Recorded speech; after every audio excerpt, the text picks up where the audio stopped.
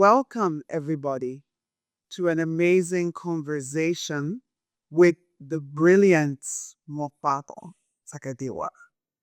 Um, I'm so looking forward to this conversation, and I would like to invite the audience to be part of the conversation. So we will start and we will sort of paint the picture, and then we will open the floor for feedback and comments. And we hope that the hour will just zip by and that you will leave with a deeper appreciation for how art can impact ecology. Can art reshape ecology? That was the question. That's what we're sort of focusing on. And just as an opening statement, it says ecology is the study of the relationships between living things and their environment. Can art influence ecology by changing how people understand, value, and care for these relationships? And we couldn't have a better person to chat about that than Moffat. I'd like to just read a brief bio of Moffat so that we actually understand who we're speaking with, because he's a great Iroko tree of the same Nigeria, and Iroko, the big tree. So Moffat was born in 1983 in Hurungwe, Zimbabwe, and lives and works in Harare. He studied fine art at the Harare Polytechnic College and graduated in 2008. He's renowned for his intricate and materially rich art practice, transforming post-consumer waste, such as computer keyboards, bottle tops, toothbrushes, nail polish, and perfume bottles, into lush, densely layered wall base and freestanding sculptures. Through these meticulously composed works, he gives discarded materials a renewed sense of value and beauty, reflecting on issues of excess, consumption, and global exchange. Takadiwa is the founder of Mbare Art Space, and he have wonderful photographs to show you a little bit about his landscape. And he's an influential creator, which is an influential creative hub and community-driven initiative that provides a platform for emerging artists. So, do we have any artists in the room? Yes, we have a few. I have our brother from Addis. Please come and join us. You'll be asking some quick questions later. Um, Moffat has exhibited extensively both in Zimbabwe and internationally. Recent highlights include representing Zimbabwe at the Venice Biennale in 2024, which was an amazing, amazing exhibition. Last year, he participated in the Sao Paulo Biennale in Brazil. And this year, he was awarded the grand prize of the Toyota Chusha CFBO African Art Award, which is a really big deal. Very proud of you, Moffat. His work has also been showcased by many notable institutions.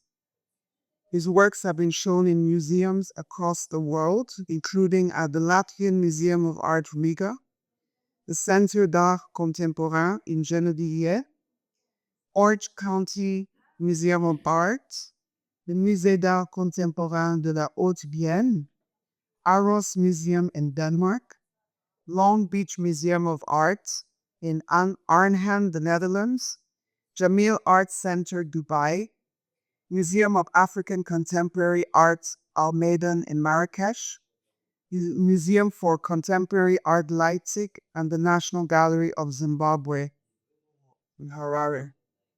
So when you look at artists, one of the biggest challenges is to present your work with major institutions.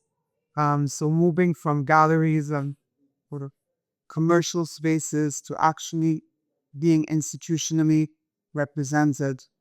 He is represented by Nicodem Gallery based in Los Angeles, Bucharest, and New York, and Semyo's Gallery in Paris. Semyo's brought him to Basel. Thank you so much. We have the director with us this morning. You're welcome, madam. And he at the moment is exhibiting an 8-meter long artwork called The Water Vessels which is currently being showcased at the Unlimited session of Art Basel. And Unlimited is the section that has the monumental pieces. So the fact that Moffat's work is really in the center of that section is significant. It's wonderful for us because Africa is represented, but it's also a very, very strong work that looks at environmental issues. We also have one of his spectacular works hanging just behind us. It's a circular work that he created, I think, about 3, 4 years ago. So Africa Basel is also representing his work. Please take a look at that work before you leave today. So that's my bio and your bio, and you can put your hands together for more parts. Okay. So I thought, welcome to Africa Basel. It's great to have you here. Let's start at the very beginning. How did you discover that you were an artist, and how did you come to study art? Thank you, Sandra, and thanks to you all. It's a pleasure being here. Yes, I mean it's. Yeah, I had always been a person who grew up loving art, and the family parents have always been supporting me, and I say blindly because to an extent maybe they didn't really know or grasp what it means for a person to be an artist. So I've always been a person of love to be playful with objects, drawing and doing so. I grew up with that. I later on went to the city, the capital city, and started studying art. Okay, but before that, you grew up in rural Zimbabwe. And I mean, how many artists did you know at the time? You come from a core cultural rich background. Tell us just a little bit about how that influenced your sort of your creative path. Yeah, I grew up surrounded by creativity, so to say, in an environment where even kids, children would be very playful with different objects and materials. But we weren't calling it arts, and there wasn't anything close to what we call art or what I see now in art. We were just being playful things. Yeah.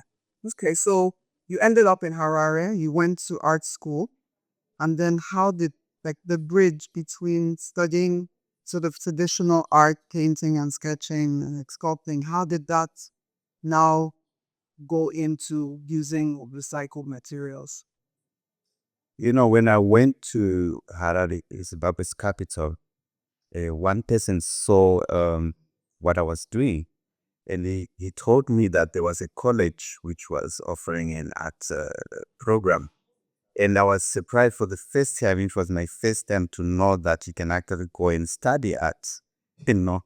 And I went to this college, Harare Polytechnic, with a portfolio of very dirty objects, and everyone looked at me strangely and say, "What are these things?" That was my first time to appear at the college, and I applied using that portfolio. Yes. And then how did that develop further? Because I mean, for those of us who maybe don't know the cityscapes very well in Africa, there's a huge problem with waste, right? And there are these massive mountains when you drive through some of the cities and you see these mountains of trash. Um, you kind of try to block your nose as you drive through, try not to breathe in.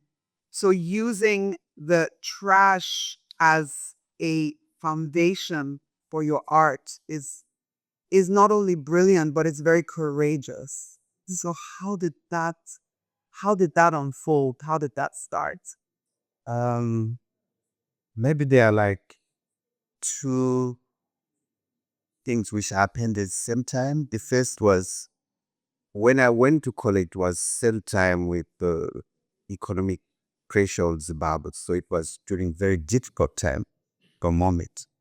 So imagine as students that time we couldn't even manage to buy traditional art materials. And that only forced us to look for something else which we could use to make works for assignments. And not just me, but a lot of young people that time were looking for things everywhere. Also for me, I was a bit, I struggled with the traditional art, even the artistry itself, because I couldn't see myself in it, and I came from that almost rural background, and I was struggling with dust, and so I had in my mind things which I knew I really wanted to do already, and I wasn't seeing these things unfolding in the curriculum. So I was already challenging things and trying to do things my own way. Um, so there were these two things I think which happened at the same time. Yeah. Awesome. So, if we look at the materials that you use, you use materials, e-waste, bottle caps, brushes, all kinds of debris, that people throw away, both in Harare and abroad, to talk about complex issues of consumption.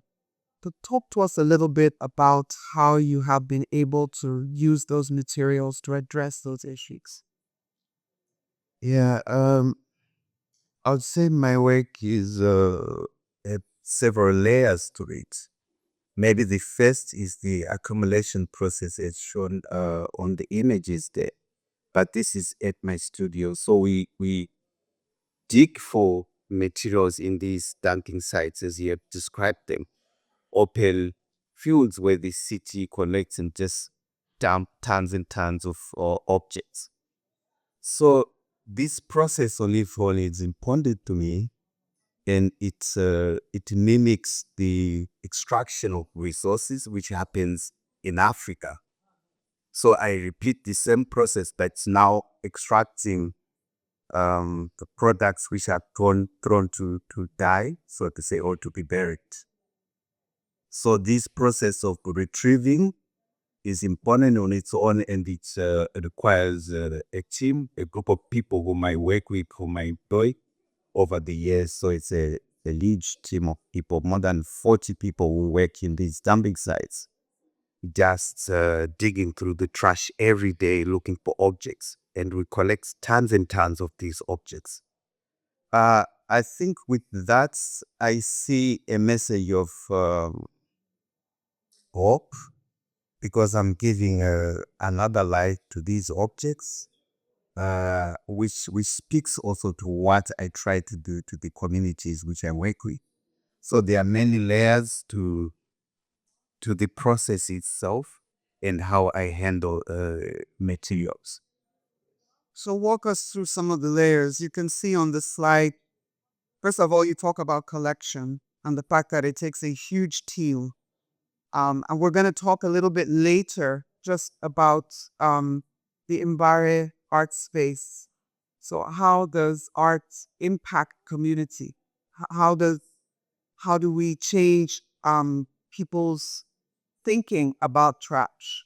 But before we get there, let's talk us through the process. I mean, so you have this huge collection of things that the people have picked for you. How do you now decide what to use, how to use it, how what the process, the artistic process? So the process is first and foremost informed by the trash itself. We look for different reflections of the society through what they use, through the trash. And in the trash, within also these communities who live in the trash and do some work for me, they will build a lot of assumptions, I might say, around these very objects. Why maybe so many of cutex, for example, showing in the images, why we have tons and tons of cutex in the trash. Because I understand the trash now that it is very seasonal. It keeps changing and evolving, and it always reflects what is happening. So we build important questions around why these things. So well, you can't really get to an actual maybe answer to some of these things. So assumptions for me are good enough. I build around what the community and what people say about what they see in the trash. So that stays there, and then we take, accumulate, clean with a group also in studio week. If materials go through a very rigorous cleaning process, and then we start to assemble. I normally work on the floor of my studio. I have carpets in the studio, so I draw with the chalk in the studio, and I make different motifs first, which we later on join into this kind of tapestry. So the work is woven too, more like the tapestry. So here we see you actually creating the patterns on the ground. And then, I mean, I'm just being very, I guess, very basic, but you said trash has changed. So there's a whole politics around waste, what we can get, what we no longer can get. And you said that trash is seasonal. Maybe take us through that a little bit more and maybe talk about what, when you started, the kind of trash you found and how the trash politics has changed. Um, I think when I started around 2006, 2007, there were lots of objects which were coming from China, from the East. And you could see the made in China kind of label almost on every item you could see in the trash. And my early works had these themes and titles which were dealing with the East. And if you know, Zimbabwe at a certain time had a focus of a look East kind of policy, which happened when the country affected sanctions for Europe and the West, and they had to shift their economic focus from the West to be the East. And same time, also China was being a big focus, its own focus on Africa. So it happened almost timely or same time. And it speaks also of a big change which was happening in global, change. So the work also traces the exchange of objects and its cultural dominant and things like that. So, Very, very interesting. And when you talk about the exchange of trash, uh, and the movement of waste, e-waste, and so on across the world, um, your works creates a kind of you are being a little bit controversial. Let's say it like that. Your titles um allow us to know that what the work is layered and is more profound than what meets the eye. So we have a few of the works here, and maybe you can just speak to this. This is one of the work that you presented at the Venice Biennale. And it's a beautiful sort of three-dimensional sculpture. What were you trying to present here?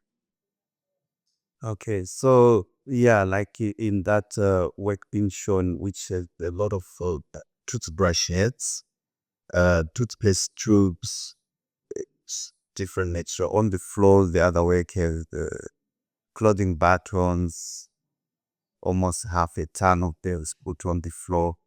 They're making the image of a Zimbabwe bed, and the audience was invited to take a small envelope and collect 2, 3 buttons and check with them. So it speaks about that cycle resources which the work on its own continues because the resources, most resources are attractive from Africa, find themselves in the West, get developed, live their lives. Almost at half of their life, they get to back to Africa to die, where they come from, and get buried. And with the work, we give them a rebate, and we continue the cycle. We throw them back to the West, and we ask people in the West to take the objects with them. So this is the cycle, I think, which was also talking about. It's like also in the other work, in the same image, it's like a pounding mortar. In Africa, where it's pounding mortar, where we pound in the kitchen. Yeah. Yes. So it's like we continue to pound, but in other words, it also talks about the Zimbabwean economy. You see where we are pounding there, where the residue falling on the floor. So the residue was made out of Zimbabwean old decommissioned currency, where there a lot of money which happened during the inflation, and you could find it in the trash.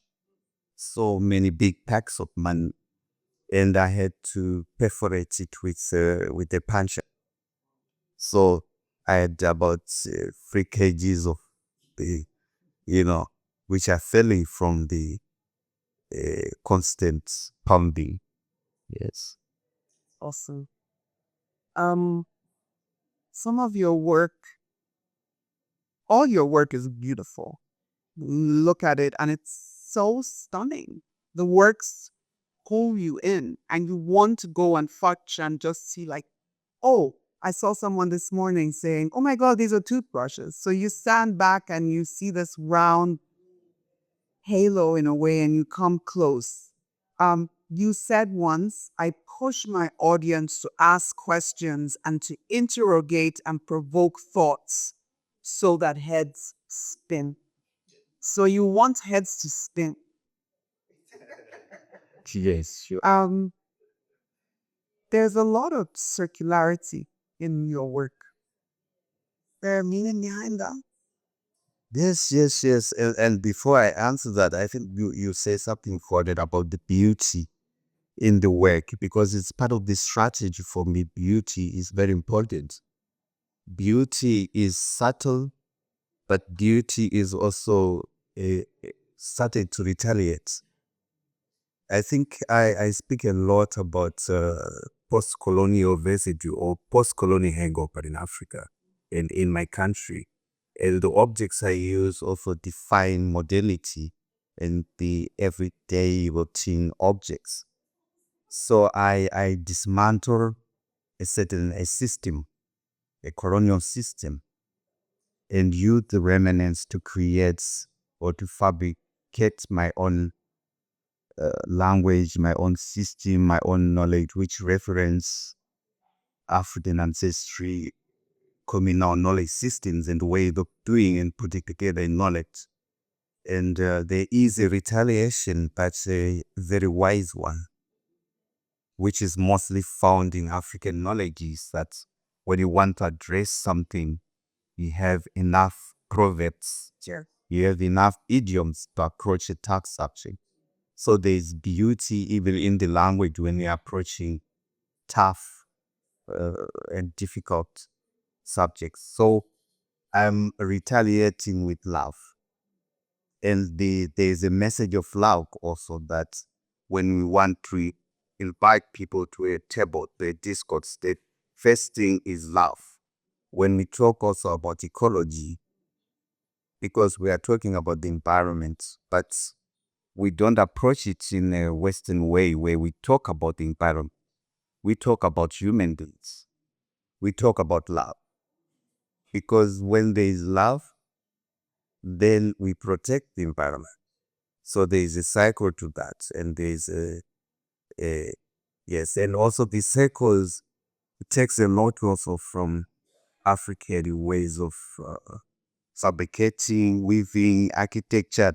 There are a lot of rounds in it, and they speak about unity or them love. Yeah. Yeah.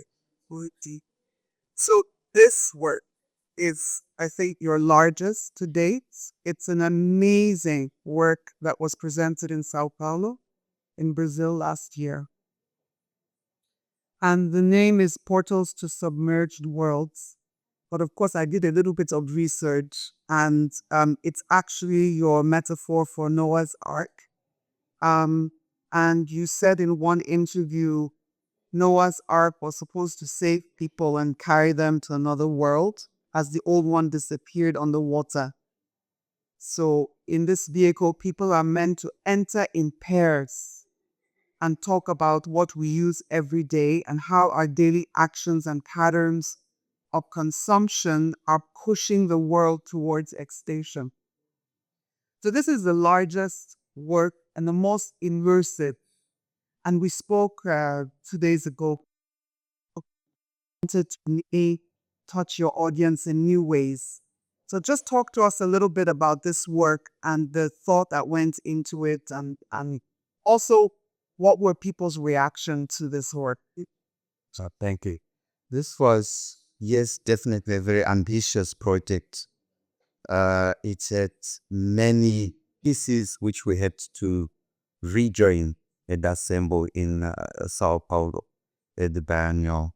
So it allowed the audience to actually walk inside from one portal, one entrance, and walk through, navigate to the second portal and walk out. So it becomes like a passage, which I wanted people to pass through the passage and be surrounded by these objects. It feels like a shelter, but also the moment you're inside, you see it's strange and it's made of our residue. And on the floor, I had the wall carpet made of toothbrushes. So the interaction which I got in Brazil, what people really wanted to touch and sit on the toothbrushes. And for the first time, I really started to think about the connection also between human and the objects we use. It stops being just plastic because we engage more intensely. We engage more with these, like for example, toothbrush. We put it in our mouth every day. It takes our DNA. Yeah. So the objects carry parts of us, you know. So I got, that reaction. I think I got so much out of that, trying to see like these objects have parts of us, and they are also not dead. They have a human DNA. They're the living organism, parts from us as bigger here. Wow, that's very, very profound and very deep. So let's change gear. Okay. I hope you've been wowed with these slides. You may clap. You may clap. Because these these works are, they're more than stunning. They're actually unbelievable what you've been able to achieve. But we are talking about art and the impact on community. And a few years ago, you started the Mbare Art Space, which was created out of a beer factory in the township. So when we're looking at trying to now tie the line between his amazing artworks and the impact that the process of creating these artworks had, what better way than through the story of the center? So talk to us a little bit about the Mbare Art Center and how it has actually changed the way art is perceived and the way you have created renewal within the township. So thank you. So Mbare Art Space is an extension of my own practice. Also, I can separate it too. And to give you context, so this space used to be a former communal beer garden, and these beer gardens were built across southern Africa by colonial administration, not only to sell liquor, but there's a strategy to monitor young black men and yeah, so a place for control, so to say. You can actually see from one side that shows a perimeter wall which we have right around the place, and it has very tiny narrow entrances, so it was really made to control and to monitor people. So when I took over, because this place is in the center of the very important also neighborhood, one of the first also black uh, township built in Zimbabwe, in Harare, by the colonial government also, when they were still building a city. So they wanted a place for labor, where people can stay near the city and go and provide labor, and a place for them to sleep, so to say. So it's not a place to experience culture. It's not a good place to be, but it's a place for people to just. So this is the place where I've decided to put my projects. So it speaks also about repositioning the center and putting the center where I want it, close to the people. And this is, for me, is the center, because Mbare becomes an important place for recycling, repurposing of objects.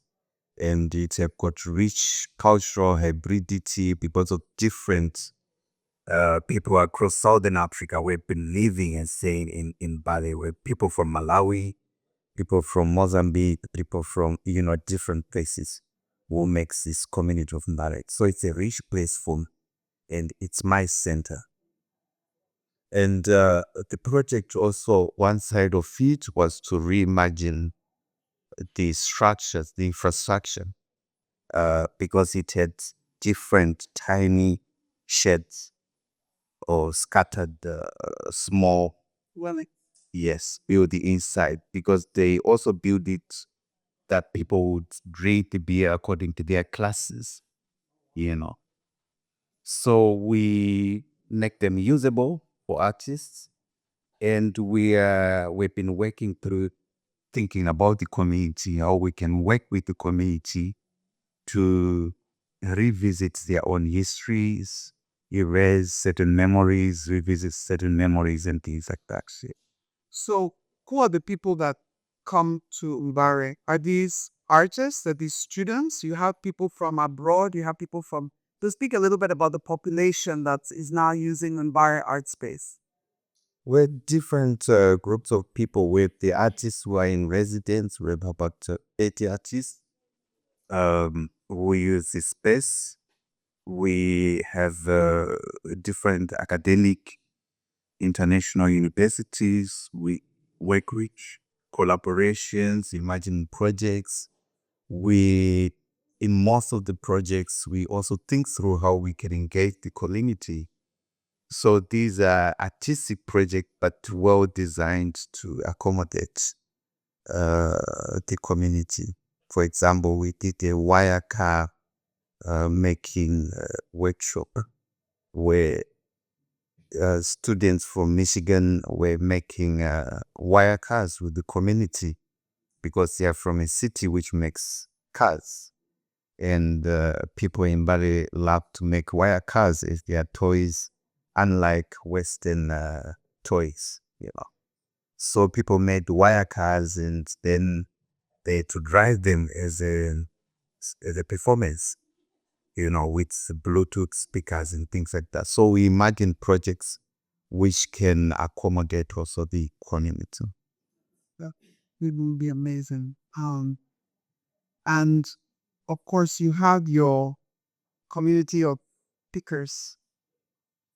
Um, and these are not necessarily people who are... they're from marginalized backgrounds. Can imagine going on these trash heaps and actually kicking the garbage. So speak to us about those people that work with you and how their lives have changed through the work, through the process of production, collecting, cleaning, and how you've been able to inspire hope in the community. So with this group being shown on the image, it's over the years I've gained a bit of trust with the people who even live in the Dante size. So some are homeless people, vagabonds, for lack of a better word. But because of the trust, now they kind of wait for me, and some of them now can actually rent houses, send kids to school, and things like that. I always find a way in which how we can, through the work, we can return, find a way to return profit or something to these communities whom I believe were once also robbed by this system. Yeah. I think that's where I would like to park our conversation and open up the floor. To just have some feedback from all of you. I would be very grateful if you want to make a comment or ask a question, that you tell us your name, um, the organization you represent or group you're from. Make your comment as brief and as punchy as you can. If we have people in the room that talk too much, I will say something like beep beep beep beep beep. That means that your time is up. But we really do want this to be a conversation. We would like you to be able to ask Moffat questions and join in. So the microphone. Yes, we have a document in the back. Thank you. Yeah, it is basic. Do you come forward? Good afternoon. I'm curious how you deal with these people that you bring into your fold to go through trash and deal with the sanitary aspects of it. How does that work? I mean, it's not a sanitized environment, so I'm parsed to that. And who are you? Oh, I'm Joe Patton and I'm from Los Angeles, and just a connoisseur. Thank you. Thank you. So how, this is like nuts and bolts. We're family. You can tell us, like, how does it work?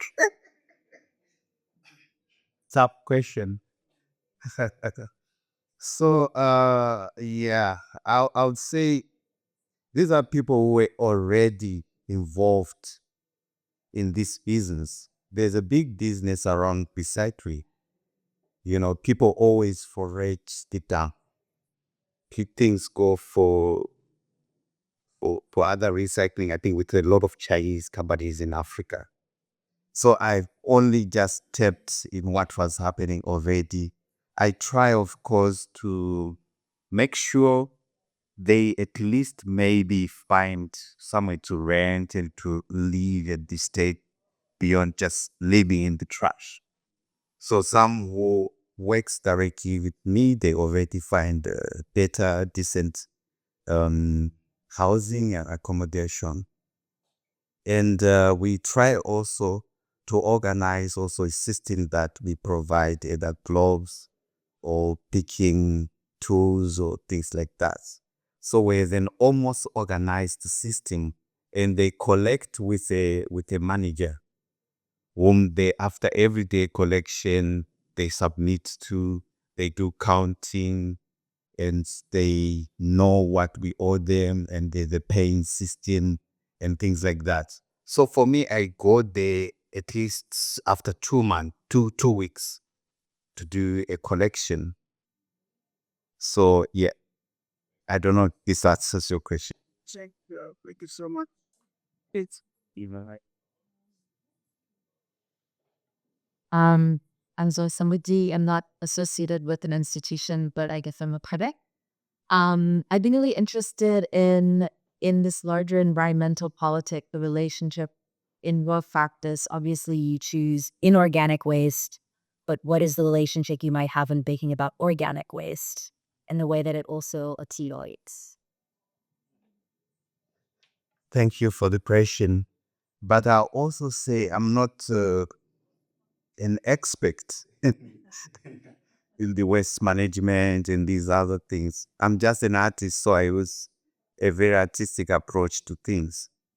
That's why I say I would even use love as a strategy. So my strategies are not sometimes directly linked to the waste management and this and that.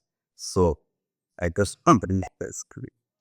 I mean, I think that for those of us who are living in Switzerland and we recycle our waste, paper, glass, plastics, etc., you kind of feel like, oh, I'm doing my job. I'm doing my own little bits.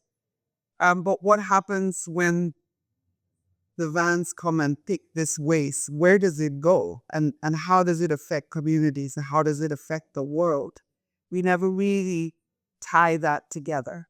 So having you come and tell us about where a lot of the trash ends, because obviously there is a whole politics around trash. There's the official trash. There's the unofficial black market trash, where it's going from the West to the developing world.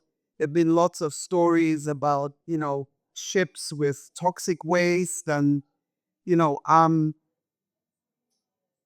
the impact, and then how you work with the community to, um, to raise awareness internationally through your art and locally through your art. Um, do you feel do you feel fulfilled, or do you think that they haven't even started to really address the issues? Yeah, I think we haven't started. There's a long way to go. Yeah, it is a long way to go. So that's why in some of the work I speak a lot about dismantling a system because we really need to tear apart especially modernity.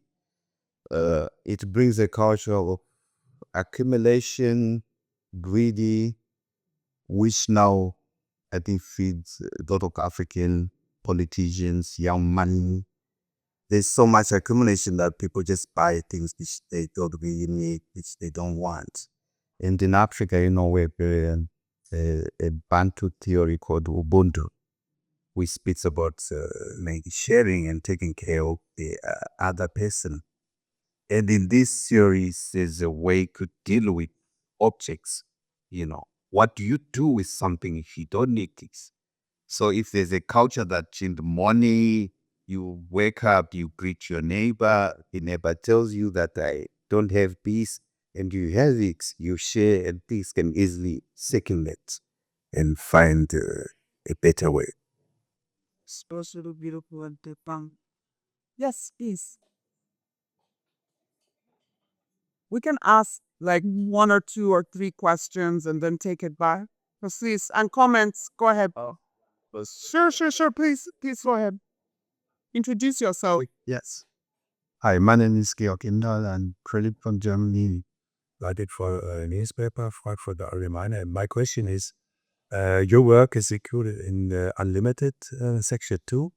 And my question is, where do you feel more at home, more convenient? In this fair or at the Art Basel, the large? They're also in economic terms. Loaded question. Thank you. Obviously, I'm at home here. It with my home. Yeah. My works speaks about recentering, creating our own center and shifting the center. We can always put the center where we want it. Yeah. It's interesting because yesterday we did an interview at Unlimited, and there were so many people that came up to the artwork. Kids, families, older people. The population just could not get enough of looking closely and standing back and coming. Um, so yes, I think at Art Basel there's an acute interest. And then, of course, you speak about um, maybe the financial or the commercial gain. And that is why Africa Basel is here. And I'm going to put a little plug in now for Africa Basel. Africa Basel there are not enough discussions and focus on African artists and what those messages are through the art. And that is why Africa Basel is an important platform for artists of all generations. I see Danda here in the audience, and we were speaking yesterday about the generation of African artists that are not tech savvy, that are getting older, and the importance of bringing them back into the conversation and reminding people that the young artists are standing on the shoulders of the older generation and they also need to be represented. So this is a very important platform and we're happy to have you home. Moffat.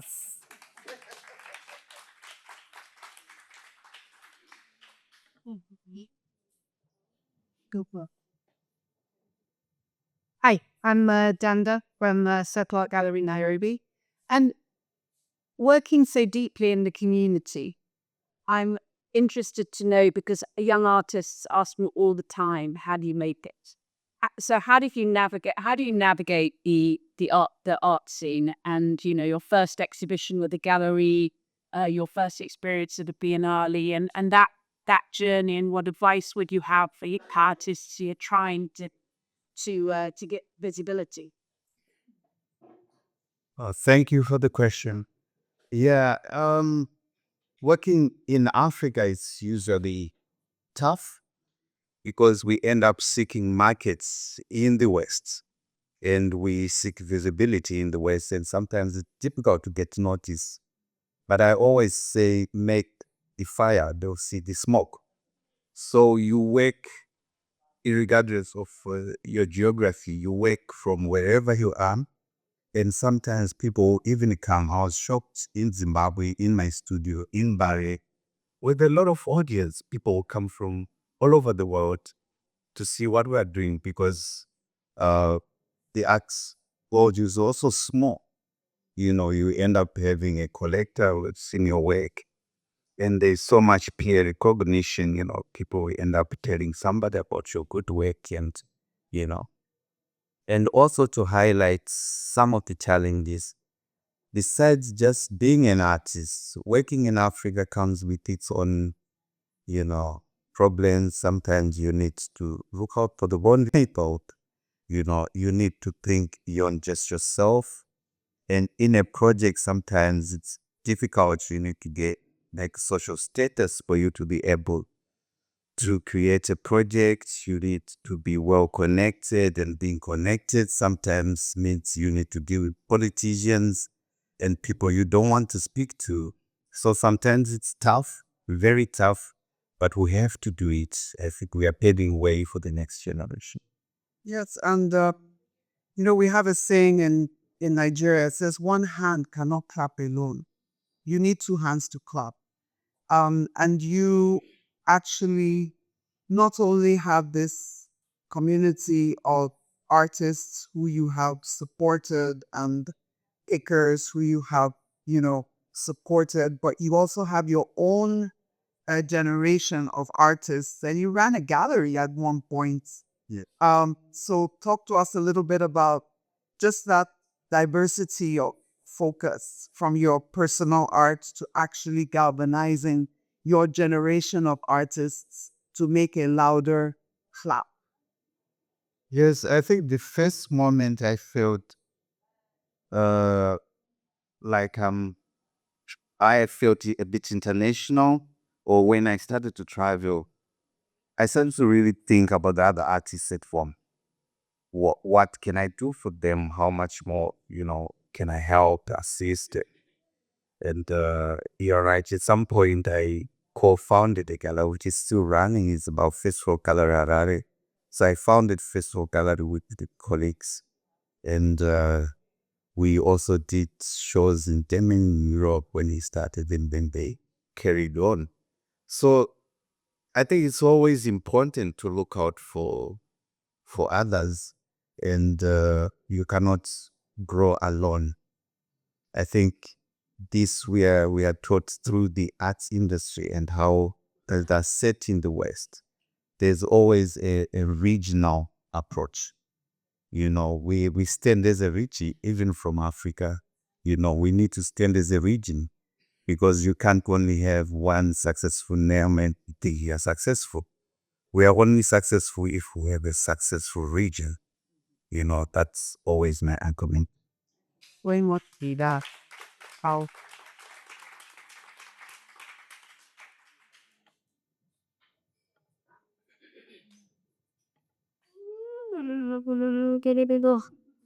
Monkase. Tamuka Manka. Thank you for that. And Nuni is a town and from Zambia. Never miss my space, so but what's the opposite? I love that you talked about love because it has been also my philosophy to think about Lynn first. But I'm torn because I'm in Baza. Siwan is in Zimbabwe. And I've never experienced love. So there is a need and to press to show us that can make up love because it needs the symbol.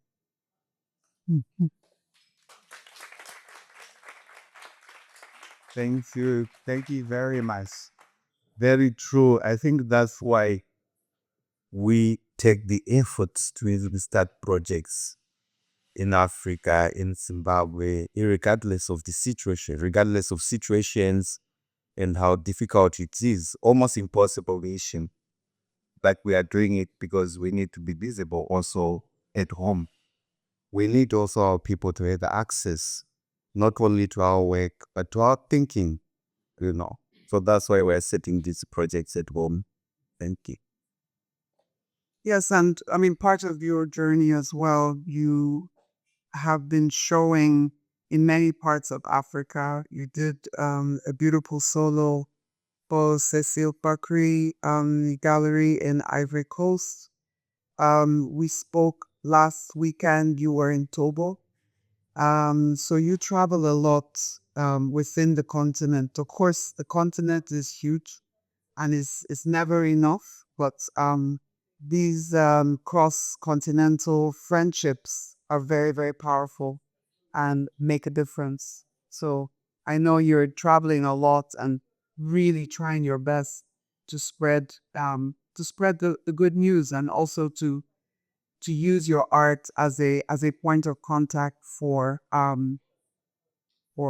regeneration, transforming materials for communal regeneration. It's 11:57. I'm gonna just ask for two more questions or comments. Yes, Dante, Solange, and then we will wrap up. Hello, my name is Dante. I'm with SMO Contemporary Art. Moffat, it's been very amazing hearing you speak, experiencing your art and learning about the process, and how much bulk goes into the materials. You don't always think about the process when you experience a piece of art, but your pieces make us confront that in a beautiful way. So I was just curious, are there any objects that you don't use? Thank you. Good question. I try to use everything, but I also try to attach meaning and the vocabulary through each and every object. So sometimes the vocabulary keeps growing, finding more layers, attracting even more materials. There are objects which you see in the dump every day, but don't realize that you're seeing them. Once the narrative coming you realize that, oh, this needs this object. So sometimes it keeps evolving. Thank you. a quick, it's 11:59. I want to end on time because we're in Switzerland. Thank you very much. It was a very inspiring talk. I think my last question is a comment and a hopeful exchange that can maybe lead a dialogue afterwards. I'm an architect and a community builder and a curator. And I want to just say that I feel that the positionality of art in the continent has to have a different builder. If you think of art in a Eurocentric perspective, it's very for the elite in that sense. It's what entertains the elite, and even the breakdown of the beaux-arts is hard to translate that to the proletariat. When you use your environment to build something in architecture, that is the basis. If you have stone around, use stone. If you have wood around, use wood. If you have plastic, use plastic. It doesn't really matter what the material is, but the environment dictates the patterns that create spaces. And I really feel that your praxis could be it's the new form of looking at art as a science, not just for the visual, where you engage purpose with the people. So they use art to say, okay, it is a channel that can give international exposure support. Man is a tool. Yeah. But just to say, I feel that you've hit what art could be for the continent or the catalyst. That's what I want to say. So thank you. Sorry, a couple long questions. Thank you so much. I appreciate. You've been a great audience. Clap for yourself. Thank you. Thank you, everyone, for coming out today and showing love and support. Moffat is rushing to the airport to make it back to Zimbabwe this evening. We're so delighted to have you here. You're such a quiet, cool guy, but honestly, you are powerful. We really appreciate you. Let's put our heads together to our Thank you so much. May God bless you and keep inspiring you in your work, and that your messages go out. I also want to say thank you to Ben Figlister, for putting together this Africa Basel. He's a very quiet guy. He doesn't say much, but he does a lot. So thank you for creating this platform. I also want to say thank you to my sister in the front row, Michelle Saunders, who is on the a trustee of Africa Basel, has been there since the beginning, and she goes in and out, bringing people from Art Basel to come here and see the art. So thank you. Thanks to all the gallerists that came this year. Many of you are in the room. I know it's difficult. I run a gallery in Lagos. I know it's not easy. But the fact that you are here, we appreciate you. So put your hands together for yourself. Thanks so much. For those of us on the virtual space, thank you for joining us this morning. It's been amazing. I hope you enjoyed the conversation. There are many more conversations, as Ben has said, and we look forward to seeing you here again. So thank you very much, and let's continue the conversation when we press stop.